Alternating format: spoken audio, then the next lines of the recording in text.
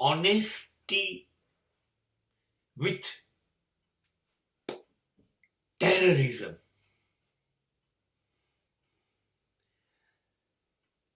પ્રામાણિકતા અને આતંકવાદ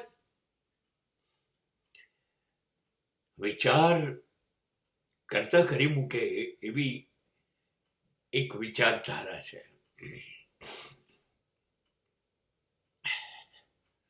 Honesty is the best policy. Policy એટલે something decided. કંઈક નીતિ, કઈ યોજના, કોઈ આયોજન. પોલિસીનો અર્થ એ છે. ઓનેસ્ટી એ કેવી રીતે આયોજન હોઈ શકે? આયોજિત પ્રમાણિકતા હોઈ શકે. અને જો પ્રમાણિકતા આયોજિત હોય, પ્લેન્ડ થયેલી ઓનેસ્ટી હોય, તો એને ઓનેસ્ટી કહેવાય?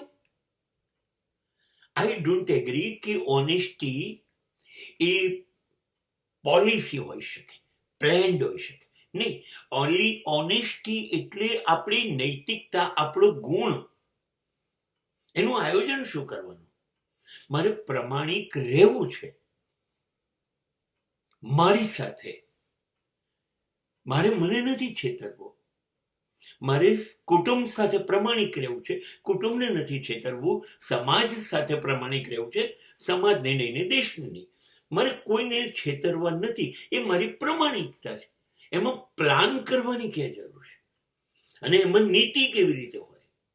નહીં, એ તો જેમ શ્વાસ લઈએ છે કુદરતી છે, બસ એવી રીતે પ્રમાણિક રહેવું એ કુદરતી છે.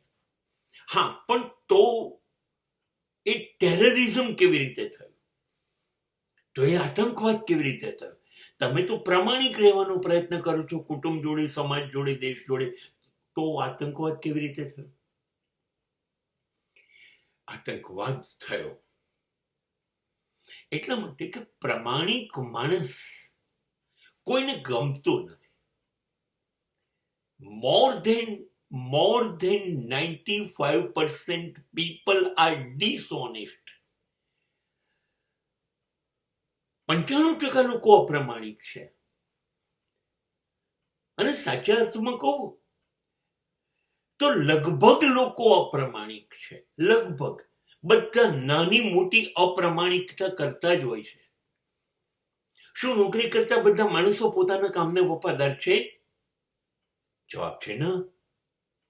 શું જે લોકો ધંધો કરે છે એ લોકો નીતિથી ધંધો કરે છે? ગ્રાહકો સાથે એ લોકો પ્રમાણિક છે? જવાબ છે ના.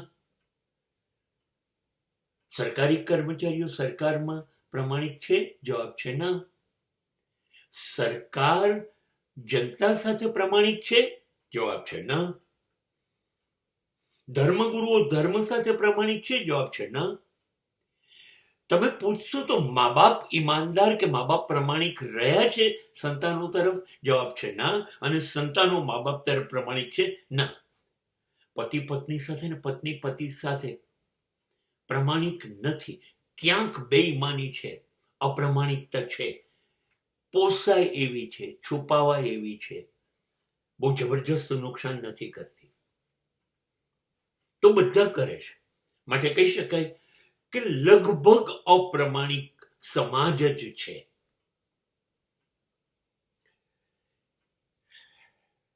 પણ એમાં એક અમુક વર્ગ એવો છે જે જાહેર થઈ જાય છે કે હું તો નહીં જ કરું, મરી જઈશ, મારી પોલિસી જ, હું મરીશ ત્યાં સુધી પ્રમાણિક રહીશ, ઈમાનદાર રહીશ. આવો એક વર્ગ છે. અને એના લીધે જે લોકો અપ્રમાણિક છે એને બહુ તકલીફ પડે છે.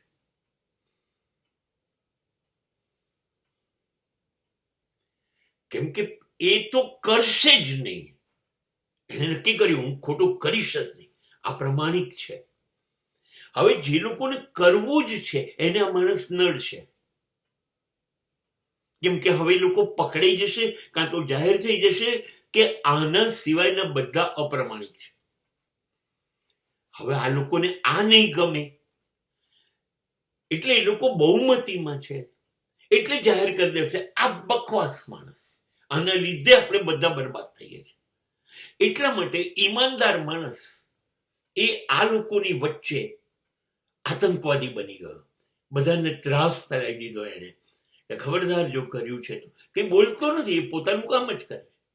પણ લોકો માટે એવી સિચ્યુએશન પેદા થાય છે, માટે સમાજમાં એક કોન્સેપ્ટ એવો બન્યો કે જે બહુ પ્રમાણિક છે એ ટેરરિઝમ ફેલાવે છે.